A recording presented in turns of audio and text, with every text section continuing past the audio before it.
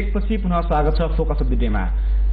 Dinesh sir, अघि तपाईँले राष्ट्रपतिलाई विशिष्ट अधिकार हुन्छ भन्ने खालको कुरा गरिदिन्छ, अलिकति स्पष्ट होइन। म यसमा के भन्दै थिएँ भने कि अहिले सरकार निर्माणको कुरो छ। अब 38(1) को प्रक्रिया जुन राष्ट्रपतिबाट आह्वान भयो, अब हाम्रो विद्वान मित्रबाट आयो कि त्यो असंवैधानिक छ।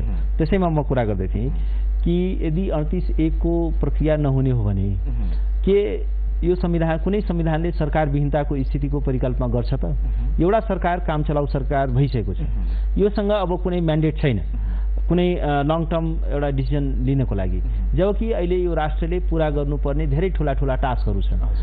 डेमोक्रेटिक प्रोसेस डिरेल भएको छ, यसलाई एउटा ट्र्याकमा ल्याउनु पर्यो, शान्ति प्रक्रिया टुङ्गोमा पुर्याउनु पर्यो, संविधान बनाउनु पर्यो। यस्ता तमाम ठुल्ठुला एजेन्डाहरू छन् जो काम चलाउ सरकारद्वारा सम्पन्न हुन सक्दैन। त्यसको लागि फुल फ्लेज एउटा ब्रोड बेस्ड गभर्मेन्ट चाहिन्छ भन्दाखेरि संविधानले मा भएको व्यवस्था चाहिँ 38(1) नै हो। 38(1) ले के गरेको छ भने राजनीतिक दलहरू, यो संविधानको एउटा आधारभूत विशेषता के हो भने अन्तरिम संविधानको, यसले राजनीतिक दलहरूलाई एउटा मेजर प्लेयर मानेको छ, मेजर एक्टर मानेको छ। त्यसकारण के छ भने हरेक ठाउँमा राजनीतिक दलहरूको बीचको सहमति र सहकारीको कुरा गर्दछ। किनभने यो संविधान के हो भने यो नर्मल टाइमको लागि बनाइएको संविधान होइन। यो भनेको के छ भने एउटा एक्स्ट्रा अर्डिनरी टाइममा एउटा ट्रान्जिसनलाई म्यानेज गर्नको लागि बनाइएको संविधान हो। त्यसकारण के छ भने यस्तो बेलामा राजनीतिक दलहरू जुन मेजर एक्टरहरू हुन्, यिनीहरूको बीचमा एउटा एग्रिमेन्ट भएन भने, एउटा अन्डरस्ट्यान्डिङ भएन भने, जस्तै राष्ट्रपतिको कदम संवैधानिक थियो कि थिएन? उहाँले होइन, राष्ट्रपतिको कदम क्लियरली संवैधानिक छ। यहाँ त कस्तोसम्म हास्यास्पद कुरा आयो भने कि नयाँ सरकारको निर्माणको प्रक्रिया थाल्नको लागि पनि राष्ट्रपतिले क्याबिनेटको डिसिजनमा एक्ट गर्नुपर्छ भन्ने सम्मको हास्यास्पद कुरा आयो। त्यो होइन। के हो भने राष्ट्रपतिको एउटा बेसिक ड्युटी के हो भने यदि मुलुकलाई एउटा सरकार विहीनताको स्थितिबाट रोक्नु हो, मुलुकलाई एउटा गभर्मेन्ट दिने हो। तपाईँको जहाँ पनि के छ भने एउटा राष्ट्राध्यक्ष यस किसिमको व्यवस्था हुन्छ, चाहे भारत होस्, भारतमा पनि हङ पार्लियामेन्ट भयो भने के हुन्छ भन्दाखेरि के छ भने यदि क्लियर मेजोरिटी छैन हाउसमा भने त्यहाँ राष्ट्रपतिले डिस्क्रेसन युज गर्न पाउँछ। तपाईँको के छ भने बेलायतमा यदि हङ पार्लियामेन्ट छ भने त्यहाँ चाहिँ के छ भने क्विनले चाहिँ के छ भने डिस्क्रेसन युज गर्न पाउँछ।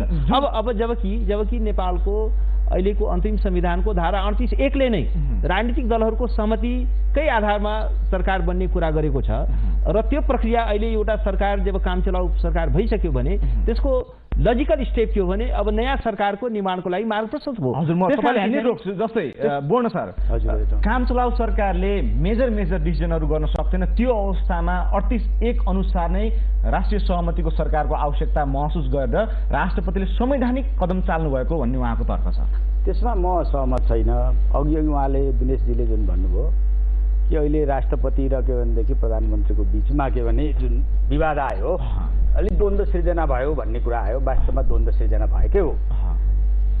यो अन्तरिम अहिले नेपालको अन्तरिम संविधानले राष्ट्रपतिलाई के भने सेरेमोनियल राष्ट्रपति, आलङ्कारिक राष्ट्रपतिको रूपमा मात्रै गर्ने राखेको छ। राष्ट्रपति स्वयं केही पनि गर्न सक्दैनन्, संविधानले त्यस्तो अधिकार दिएको छैन। राष्ट्रपतिको आँखा कान भनेको के भने प्रधानमन्त्री हो। जब के भने प्रधानमन्त्रीको कुरा नसुनेर अन्यका कुरा राष्ट्रपतिले सुन्न थाल्छन्, त्यहाँ द्वन्द्व उत्पन्न भनेपछि राष्ट्रपतिले प्रधानमन्त्रीले गरेका कुराहरूमा लालमोहर लगाउने काम मात्रै अहिलेको हाम्रो संविधानमा एकदम त्यो मात्रै हो। यो संविधानले चाहिँ जस्तो के भनेदेखि 2047 सालको संविधानले बरु राजालाई केही स्पेस दिएको थियो। यो संविधानले त राष्ट्रपतिलाई त खालि आलङ्कारिक मात्रै राखेको छ, सेरोमोनियल रूपमा मात्रै राखेको छ। भएको हुनाले राष्ट्रपतिले सधैँभरि के गर्नुपर्छ भने प्रधानमन्त्रीको के कुराहरूलाई सुनेर एडभाइसको आधारमा अगाडि बढ्नुपर्छ। जब राष्ट्रपतिले प्रधानमन्त्रीकोदेखि बाहिरको कुरा सुन्नु थाल्नुभयो त्यसपछि के हो त भने यहाँ द्वन्द्व उत्पन्न भयो। तर उहाँले भनेको कुरा अहिले मुलुक संक्रमणकालीन अवस्थामा छ, विशिष्ट मोडमा पुगेको अवस्थामा राष्ट्रपतिले कदम चाल्नु आवश्यक छ भन्नुभएको हो। म त्यही भन्दैछु, त्यस्तो अधिकार राष्ट्रपतिलाई छैन। त्यसकारण के हो त भने यदि संविधान अनुसार त के भने राष्ट्रपति पनि संविधानको सीमाभित्र बस्नुपर्छ, प्रधानमन्त्री बस्छ, हरेक नागरिक पनि बस्नुपर्छ भन्दाखेरि राष्ट्रपतिले असंवैधानिक कदम चालेको अवस्थामा उसलाई एडभाइस गर्ने जुन के भनेदेखि प्रधानमन्त्री हो, उसले के भने तपाईँ गलत बाटोमा जाँदै हुनुहुन्छ भनेर सचेत गराउनु, त्यो के भने गलत कुरा होइन, त्यो एकदम ठिक हो। अब जहाँसम्म के भने दिनेशजीले भन्नुभयो अब अहिले के भने यही सरकार सधैँ भइरहने हो त के हो त भन्नुभयो नि, प्रधानमन्त्रीको लागि व्यवस्थित संसद चाहिन्छ, प्रधानमन्त्री हुनको लागि व्यवस्थित संसदको सदस्य चाहिन्छ। अब अहिले दुईटै नभएको स्थितिमा अर्को प्रधानमन्त्री आउने सम्भावना छ। त्यो स्थितिमा के हुने त भन्दाखेरि जो अगाडि भइरहेको के भने 38-9 को प्रधानमन्त्री हो, अर्को निर्वाचनबाट व्यवस्थित संसद खडा नभएसम्मको लागि त्यही प्रधानमन्त्री भनेपछि बाबुराम भट्टराई नेतृत्वको सरकारको निरन्तरता बाहेक अर्को विकल्पै छैन, संवैधानिक बाटै छैन। अर्को बाटो हिँड्न खोज्ने भनेको त्यो के हो त भने गैर संवैधानिक बाटो हो। अहिले जबरजस्त रूपमा नेपालको राजनीतिलाई गैर संवैधानिक बाटोबाट अगाडि बढाउने जुन कसरत भइरहेको छ नितान्त गलत कुरा हो। यसले के गर्छ भनेदेखि दुर्घटना गैर संवैधानिक रूपमै मुलुक गइरहेको हो त अहिले होइन। यसमा अलिकति हामीले एउटा क्लियरली एउटा बुझ्नुपर्ने कुरा के छ भने अहिलेको हाम्रो एरेन्जमेन्ट जुन थियो त्यो भनेको विधायिका थिएन, त्यो भनेको संविधान सभा थियो। विधायिका भनेको संविधान सभाको स्याडो मात्रै थियो। त्यसकारण के छ भने संविधान सभा त्यो विघटन पनि हुँदैन र संविधान सभाको चुनाव पुनः निर्वाचन गराउनको लागि प्रधानमन्त्रीले फेरि चुनावको डेट तोक्ने र प्रधानमन्त्रीले चुनाव गराउने त्यसको कुनै एरेन्जमेन्ट पनि हुँदैन। किनभने संविधान सभाको निर्वाचन भनेको त्यो कुनै आवधिक निर्वाचन होइन कि हरेक जसो व्यवस्थापिकाको हरेक 5-5 वर्षमा निर्वाचन हुन्छ। त्यसकारण के छ भने उहाँले 47 सालको संविधानको प्यारामिटरभित्र रहेर त्यो कुरो भन्न खोज्नु भएको छ। तर के छ भने त्यो यो अहिलेको एरेन्जमेन्ट भनेको 47 सालको संविधानको एरेन्जमेन्ट होइन, संविधानभन्दा फरक व्यवस्था छ भन्नुभएको उहाँले होइन। एक्ज्याक्टली म त्यही भन्दैछु। अहिलेको संविधान भनेको के हो भने अहिलेको के थियो भने यो संविधान सभा थियो। अब अहिले के छ भने प्रधानमन्त्रीजीले आफ्नो अधिकार क्षेत्रलाई नाघेर उहाँलाई संविधान सभाले उहाँलाई चिन्दैन, एउटा सभासदको रूपमा मात्रै चिन्दछ। उहाँलाई त्यो संविधान सभा विघटन गर्ने अधिकार पनि छैन, नयाँ चुनावको मिति तोक्ने अधिकार पनि छैन। किनभने नयाँ चुनाव भनेको त्यो संवैधानिक संशोधन नगरिकन हुँदैन। त्यसमा म भन्छु, त्यसमा यसमा क्रस त्यहाँनिर छ। अब एउटा कुरा के छ भने मन्त्री परिषदले नयाँ निर्वाचनको मिति तोक्यो। त्यो निर्वाचन जुन मितिमा तोकिएको थियो त्यो डेट पास भइसक्यो। त्यो त्यसमा उहाँले चुनाव गराउन सक्नु भएन। नेसनलाई एउटा धेरै ठुलो धोखाधडी भयो। राष्ट्रका अगाडि संविधानको विरुद्ध पनि धोखाधडी भयो र राष्ट्रका विरुद्ध पनि धोखाधडी भयो। उहाँले एउटा प्रमिस गर्नुभयो कि म निर्वाचन गराउँछु, तर निर्वाचन हुन सक्ने कुरो थिएन। निर्वाचन आयोगले के भन्यो भने चुनाव हुनका लागि जुन संवैधानिक र कानुनी बन्दोबस्त चाहिन्छ त्यो छैन, शून्यमा चुनाव हुन सक्दैन।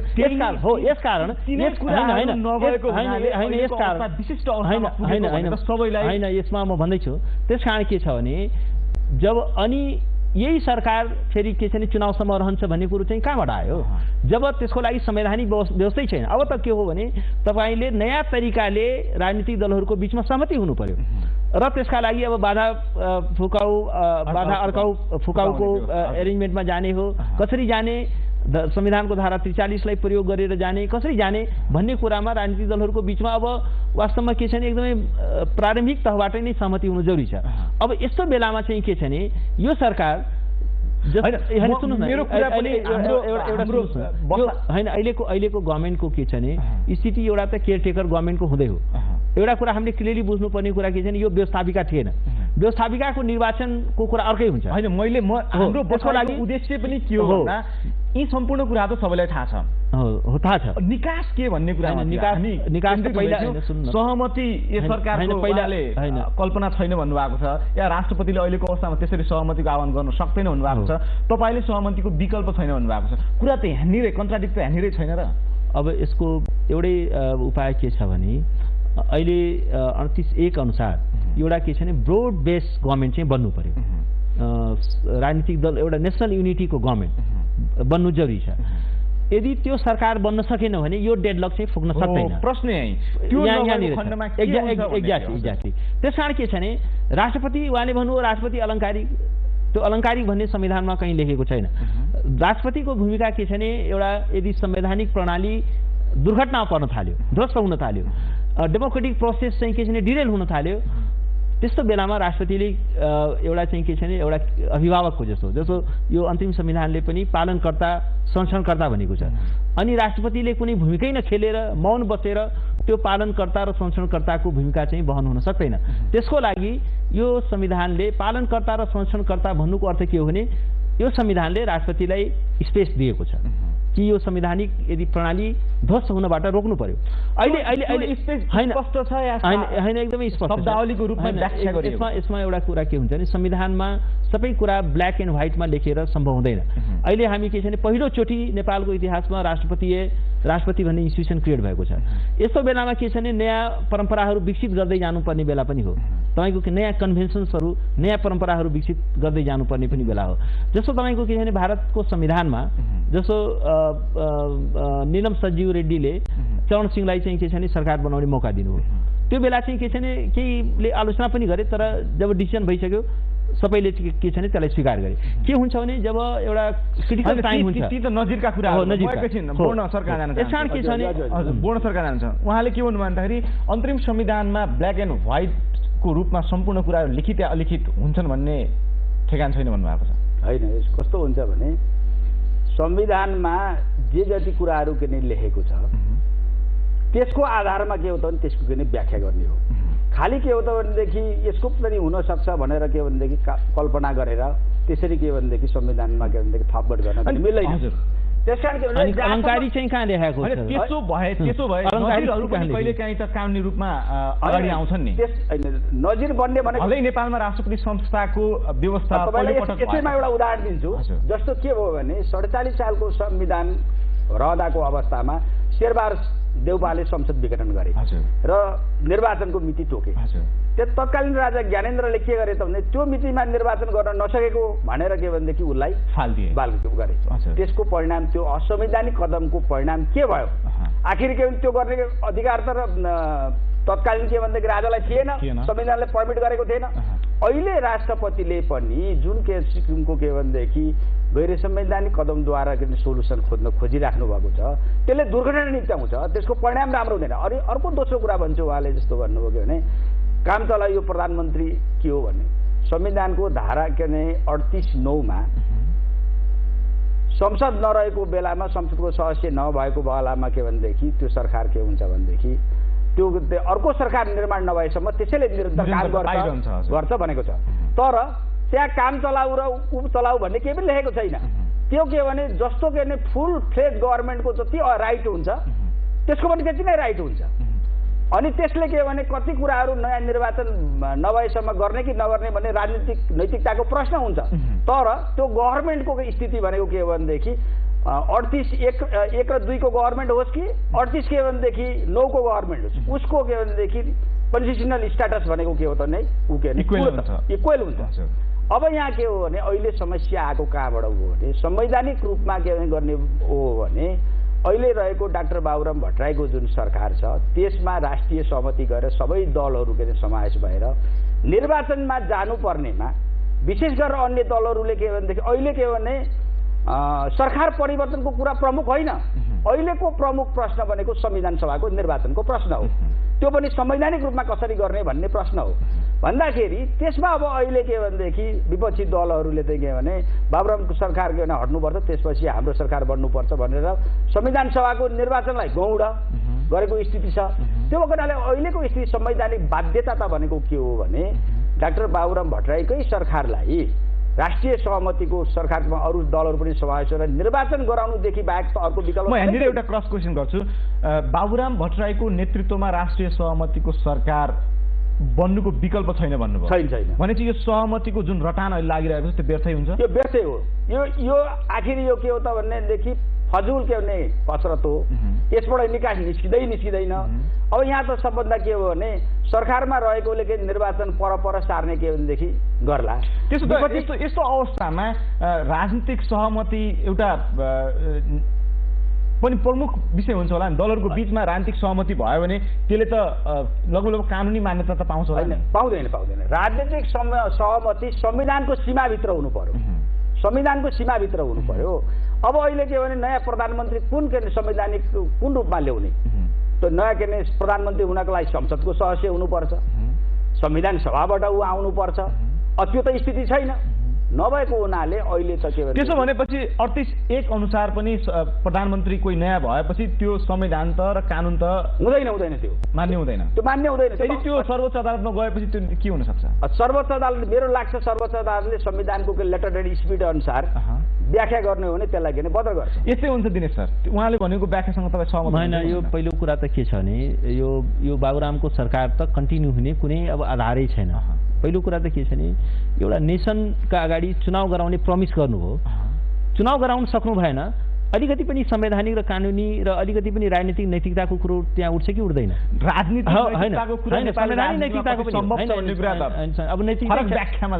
त्यसो भए अब नैतिकतालाई छोडेर कि त उहाँले भन्नुभयो मैले सबै नैतिकताको सबै मूल्य मान्यता म के पनि मान्दिनँ भन्नु पर्यो।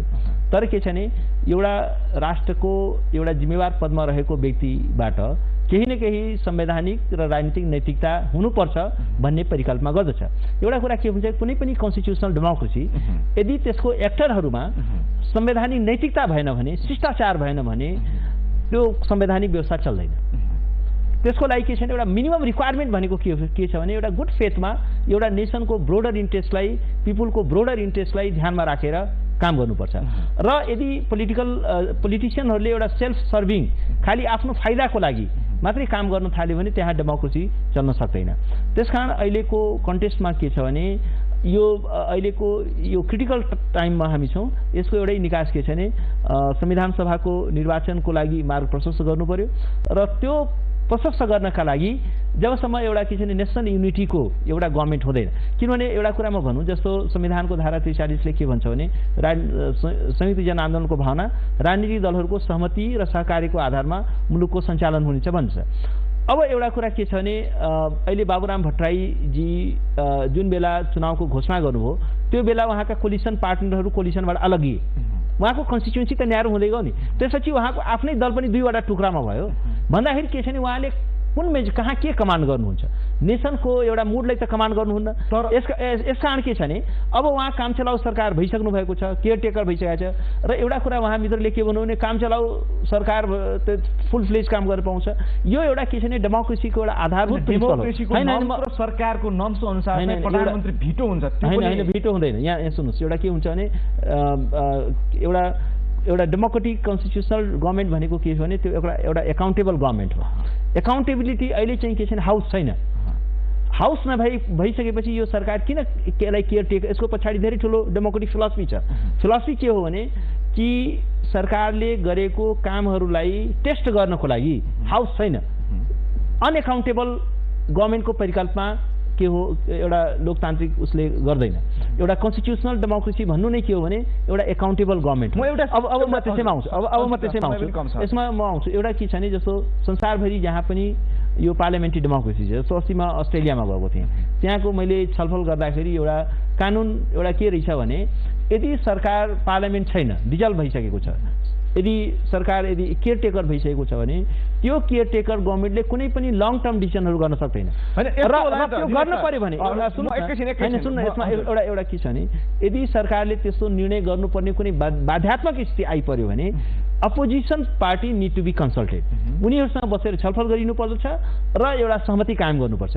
किनभने त्यो बेलामा नभए उसले त होल कन्डिसनमा अपोजिसन पार्टीहरू हैन, अपोजिसन भन्नाले के छ भने सरकार भन्दा बाहिर रहेका राजनीतिक दलहरू त छ नि। उनीहरू कन्सल्टमै आएन भने सरकारको पनि गुनासो छ नि। तपाईले हैन सुन्नु न, मङ्सिर 7 मा निर्वाचन हैन, एउटा तपाईले सरकारमा बसेर तपाईले होल प्रोसेसलाई हाइजेक गर्न खोज्नुभयो, होल डेमोक्रेटिक प्रोसेसलाई हाइजेक गर्न खोज्नुभयो भने त्यसमा चाहिँ के छ भने बाँकी पार्टीले त विरोध गर्ने नै भयो नि। गर्न पाउनु उनीहरूको संवैधानिक हाइजेकिङको जुन तपाईले त्यो प्रोसेस दुईटा ठाउँमा छ, राष्ट्रपतिबाट एउटा राष्ट्रपतिले के छ भने कहीँ बाबुरामको सरकारले बर्खास्त गर्नुभएको छैन। उहाँले के भन्नुभएको छ भने सहमतिको प्रक्रिया उहाँले आरम्भ गर्नुभएको छ।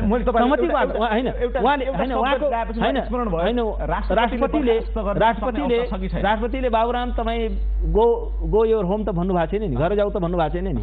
उहाँले के भन्नुभएको छ भने किनभने अब यो काम चलाउ नयाँ सरकारको निर्माणको प्रक्रियालाई राष्ट्रपतिले प्रारम्भ गर्नुभएको मात्रै हो, बर्खास्त गर्नुभएको छैन। राष्ट्रपतिले बर्खास्त गर्ने अवस्था छ कि छैन? किनकि 38 अनुसार सहमति भएको खण्ड नभएको खण्डमा अब यसमा एउटा कुरा के हुनु होइन, म यसलाई हामीले यसरी बुझौँ।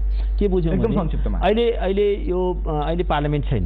पार्लियामेन्ट नभएको बेलामा 38 बमोजिम को एउटा ब्रोड बेस एउटा सहमतिको सरकार बन्नुपर्ने स्थिति छ। अब अहिले राजनीतिक दलहरू अहिले माओवादी के छ भने यो डेडलकको बेनिफिसियरी भनेको बाबुराम भट्टराई हुन् होइन। जति यो डेडलक भइरह्यो भने अनि उनको एउटा भेस्टेड इन्ट्रेस्ट के हुने भयो, सहमति हुँदैन सहमतिको प्रोसेसलाई ब्लक गर्ने हुन नदिने। राष्ट्रपतिलाई बाबुराम भट्टराईले बर्खास्त गर्न सक्ने अधिकार आउँछ कि आउँदैन, त्यो अवस्था भएमा के हुन्छ? त्यो आउँदैन। त्यो कुरा के अरे राष्ट्रपतिले के अरे पहिला सुरुवातमा सहमतिको सरकार भनेर जो आह्वान गर्नुभयो, पछि के अरे पोखरामा बोल्दाखेरि उहाँले पनि त्यो महसुस गर्नुभयो गरेर यही सरकारले राष्ट्रिय सहमतिको सरकार बनेदेखि सुनमा सुगन्ध हुन्थ्यो भने उहाँले पनि त्यसको महसुस गरिसक्नु भएको छ कि मबाट के त्यसको खण्डन पनि आएको छ। त्यसका हिडन फ्याक्टरहरू छन् नेपाली राजनीति। हजुर, म भन्दैछु अब जहाँसम्म के हो भने राष्ट्रपतिले यदि के हो त भनेदेखि 38 अनुसार सहमति गर्नुभयो, त्यो गैर संवैधानिक थियो। अब बर्खास्ततिर लाग्नुभयो भने त त्यो त के अरे महा असंवैधानिक हुन्छ। अब जहाँसम्म के अरे दिनेशजीले भन्नु प्रधानमन्त्रीले मङ्सिरमा निर्वाचन गराउन सक्नु भएन भन्ने कुरा, मङ्सिरमा के भने प्रधानमन्त्रीले निर्वाचन गराउन नसकेको कारण कसो कारणले हो? विपक्षी दलले के भने हामी भाग लिँदैनौँ भनेको कारणले नहुन सकेको हो, त्यसको कारणले त्यो रोकिएको हो। त्यसकारण अब त के हो त भने अन्य दलहरूलाई के भने सहमतिको लागि प्रधानमन्त्रीले बोलाउँदा केदेखि उहाँहरू आउनु भएन भने अब अहिले के अरे अन्य दलहरूलाई सरकारमै समावेश गर्नुपर्छ भनेर के भनेदेखि राजनीतिक के अरे संवैधानिक बाध्यता प्रधानमन्त्रीलाई बाध्यता छैन। तर त्यो के अरे राजनीतिक उदारताको कुरा हो, सहमति गरेर अगाडि बढौँ भन्ने कुरा हो। र यदि के भने दलहरू त्यसमा सहमति अन्य दलहरू गर्दैनन् भने डाक्टर बाबुरामको संवैधानिक दायित्व भनेको के हुन्छ भने त्यो निर्वाचन वैशाखमा उहाँले गराउनुपर्छ।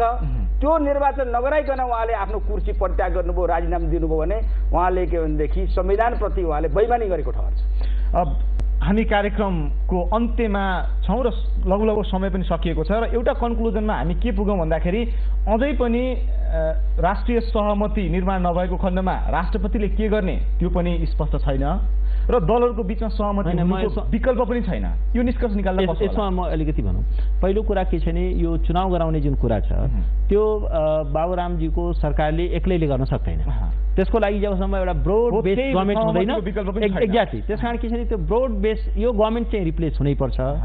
यो सरकारले यो यत्रो ठुलो टास्क पुरा गर्न सक्दैन र त्यसका लागि जुन आवश्यक संवैधानिक बन्दोबस्तहरू छ त्यो चाहिँ के छ भने बाबुरामले चाहँदैमा त्यो क्रिएट हुँदैन। अर्को कुरा त्यस कारण के छ भने जबसम्म एउटा सबै पार्टीहरूको बिचमा एउटा ब्रोडर एउटा युनिटी हुँदैन, गभर्मेन्टमा सहभागिता हुँदैन। र अघि मैले भन्न खोजेको कुरा के थियो भने अहिलेको यो डेडलकको बेनिफिसियरी भनेको बाबुराम भट्टराईको सरकार हो। त्यसकारण उहाँले बदनियत राखेर के छ भने सहमतिको प्रक्रियालाई उहाँले रोक्न खोज्दै हुनुहुन्छ, सरकारमा टाँसिरहन खोजिनु भएको छ। उहाँले कुनै संवैधानिक राजनीतिक र एउटा संवैधानिक नैतिकता उहाँले देखाउनु भएको छैन। र अब राष्ट्रपतिले एउटा के गर्न सक्नुहुन्छ भने किनभने एउटा माओवादी बाहेकको इतर जति शक्तिहरू छन् तिनीहरूको बिचमा एक किसिमको एउटा ग्रान्ड एलायन्स चाहिँ डेभलप हुँदैछ अहिले हो। त्यसकारण के छ भने अब संसद नभएको जस्ट मलाई लास्टको लाइन भन्न दिनुहोस्। लास्टको लाइन के हो भने अहिले अलरेडी के छ भने माओवादी सरकारमा छ, फेरि माओवादीको सरकार बन्ने कन्टिन्यू भन्ने कुरा हुन्छ। अब अन्तरिम संविधानको धारा 38 को खक अनुसार व्यवस्थापिका संसद भएको खण्डमा बहुमतको सरकार बन्न सक्ने भन्ने व्यवस्था छ। त्यो व्यवस्था अन्तरिम संविधान अनुसार व्यवस्थापिका संसद छैन। व्यवस्थापिका संसद नभएको खण्डमा बाहिरबाट बहुमत कायम गरेर त्यसलाई यसरी बुझौँ, त्यसलाई अर्को रूपमा बुझौँ। त्यसलाई कुन रूपमा बुझौँ भने अहिले हाउसमा बहुमत टेस्ट गर्ने कुरो छैन, तर अब माओवादीकै सरकार छ, फेरि माओवादीकै सरकारले निरन्तरता पाउन सक्दैन र बाँकी राजनीतिक दलहरूको जुन त्यो सहमतिलाई चाहिँ के छ भने राष्ट्रपतिले म तपाईँलाई रोक्छु र 38 अनुसार बहुमतको सरकार बाहिरबाट बन्न सक्ने अवस्था छैन। दुई अनुसार छैन। दुवैजनालाई हाम्रो कार्यक्रममा आएर यति कुरा राखिदिनु भएकोमा धेरै धेरै धन्यवाद। आदरणीय दर्शक, आज हामीले फोकस अफ द डेमा 38 अनुसार राष्ट्रिय सहमतिको सरकार नबनेको अवस्था र राष्ट्रपतिले अब कसरी कदम चाल्ने लगायतका विषयमा केन्द्रित रहेर कुराकानी गर्यौं। भोलिको बसाइमा नयाँ विषयवस्तुका साथ पुनः उपस्थित हुने बाचा गर्दै आजका लागि बिदा चाहन्छु। नमस्ते।